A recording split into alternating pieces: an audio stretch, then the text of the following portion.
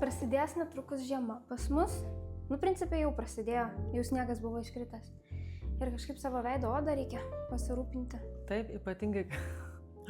ypatingai kada šalta ir aš pati jaučiu, kad veido oda iš karto išsausėja, atsiranda, paryškėja visos raukšlelės apie akis.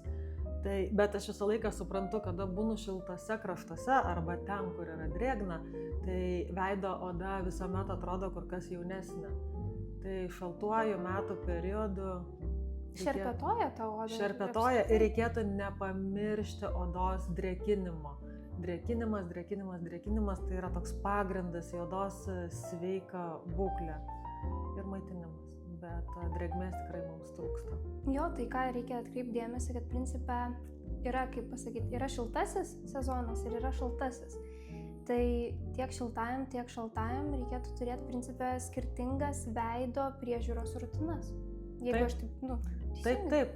Tai praktiškai abiejų priemonių ir drėkinamųjų, ir maitinamųjų reikia ir vasarą, ir žiemą, tik tais apkeisti mūsų pagal laiką naudojimo priemonių.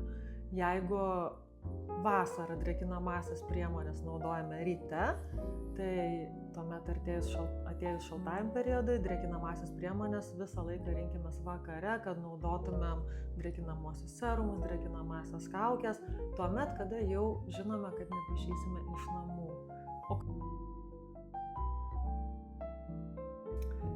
Patricija, ar žinai, kodėl drėkinamasias priemonės reikia naudoti vakare žiemos metu? Tiesą sakant, ne. Nežinau. Tai praktiškai visas drėkinamosios priemonės yra padarytos vandens pagrindu.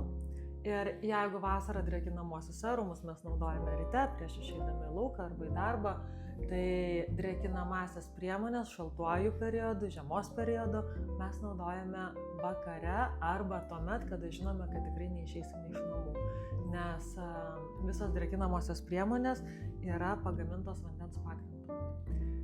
Ko gero būna apie 70-80% vandens, tada keli procentai aktyviųjų ingredientų ir tuomet arba augaliniai aliejai arba mineraliniai aliejai.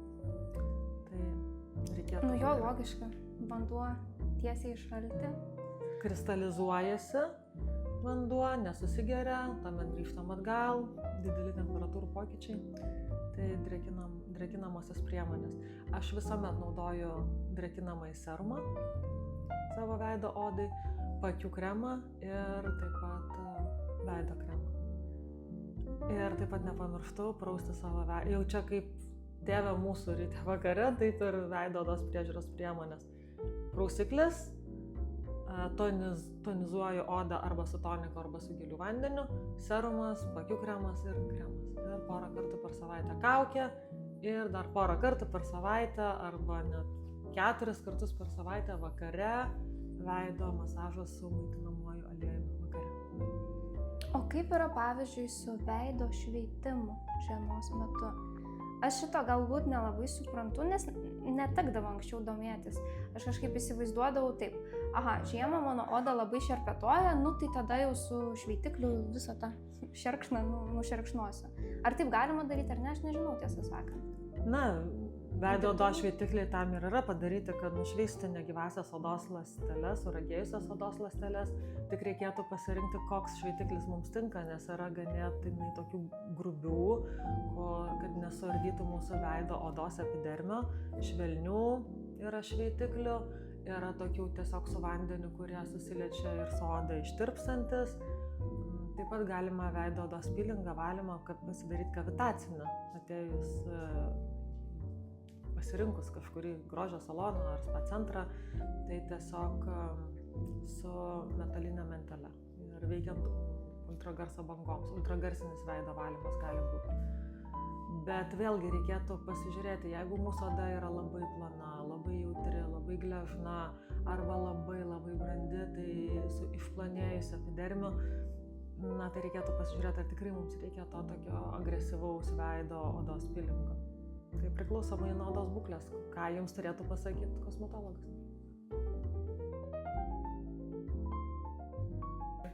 Bet, pavyzdžiui, kokios kitos priemonės dar galėtų būti, kad, taip maksimaliai jau sustiprinti tą veido odą, neskaitant visų serumų, kremų kažkokių?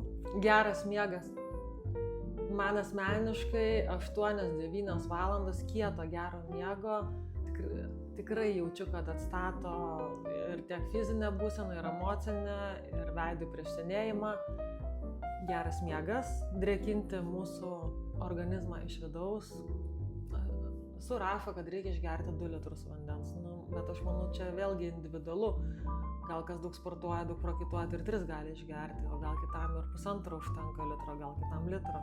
Bet faktas, kad reikėtų naudoti daugiau vandens, ryte atsikėlus, dienos metu, tiesiog nepamiršti jo turėti su savim.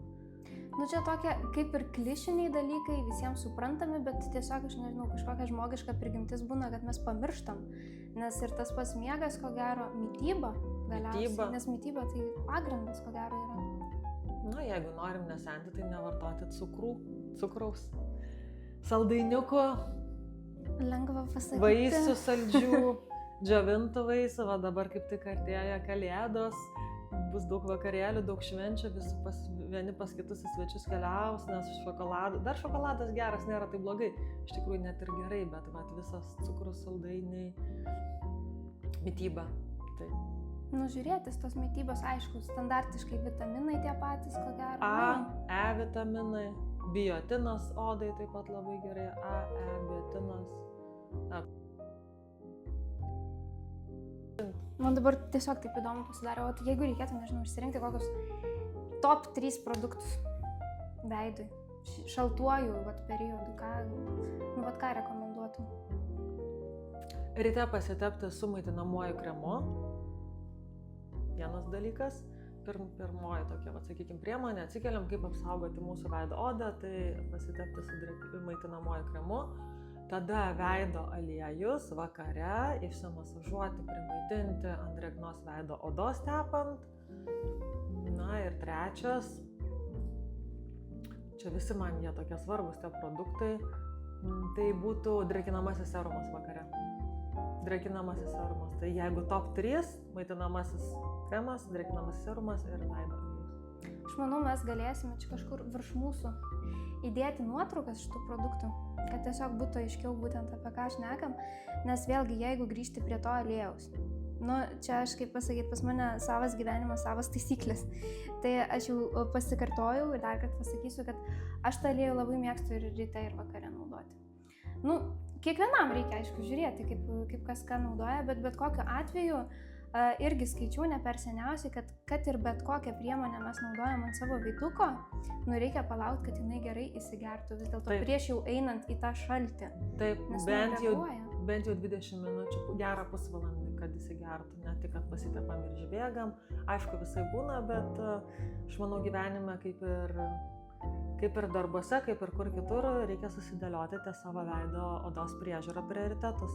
Jeigu norime išlaikyti gražią sveiką savo veido odą ir pasižiūrėjus į veidrodį, nežiūrėti, kad čia išbėrė, čia raudona, čia raukšlių, čia kaip negražiai atrodo ar taip, o kad pasižiūrėtumėm ir į save su meile ir kad mums, patiktų tai, ką mes matome savo veidrodį.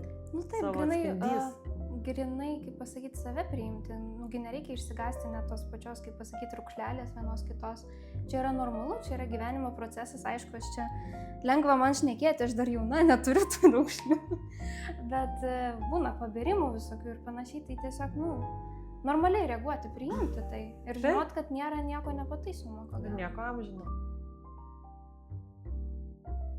Dar bus irgi visokios šventės, gimtadieniai ir visa kita. Tai kaip atgaivinti savo veido odą, kad pavyzdžiui, čia dirbam, čia vaikai, ar namai, ar šunys, ar vyrai, ar kas, kiekvienam savo. O pavyzdžiui, artėja kažkokia šventė, norim gražiai atrodyti, norim, kad mūsų oda būtų stulbinamai graži, ar ten mes atrodytumėm stulbinančios, mes visas norim taip atrodyti. Ir tai yra normalu. Visas, beveik visas, negaliu už visus kalbėti. Tai ką tada daryti, kaip tą savo odą greitai atstatyti? būtinai pasiemu kokią kolageno kaukę, kuri vėlgi labai labai pridrėkina ir tada mūsų tokia oda įgauna švytėjimo kaip toks glowy look. Arba pasidaryti deguonės terapiją. Tiesiog su Norėjau deguonėm klausti. primaitina tą odą, visas tas dehidratacijas, raukšlelės visur kur, aplink lūpas, aplink akis, aplink kaktą. Tai va, tai galim pasidaryti deguonės terapiją, tokią apipurkšti savo veidą deguonėmi, užsidėti kolageno kaukę ir tuomet visai kitaip makiažas atrodys. Mes va irgi tada jau išeini tokia su pasitikėjimu kitaip, nes žinai, kad tavo veido oda gerai atrodo. Tai ir moters pasitikėjimas visai kitoks yra, kai jinai žino. Man tarp kitko, vat, kalbant apie deguonį, kas man beprotiškai patinka, kad iš karto matosi rezultatas po deguonės. Taip. Ne tai, kad ten po 2, 3, 5, 10 apsilankymų, bet iš karto matosi Tai ką aš sakau, kad efektas. vat nori ir jinai saugi, kai būna ar ten išberia, ar ten išrausta, ar paskui savaitę negali rodytis, ar mėlynė atsiranda, ar nieko nesiranda, tiesiog užpurški kokteilį, uždedi kaukę ir viskas. Ir jokio skausmo, tik tai Taip. vibracija tokia. Būna pakutena, kam nors. Taip. Na. Ir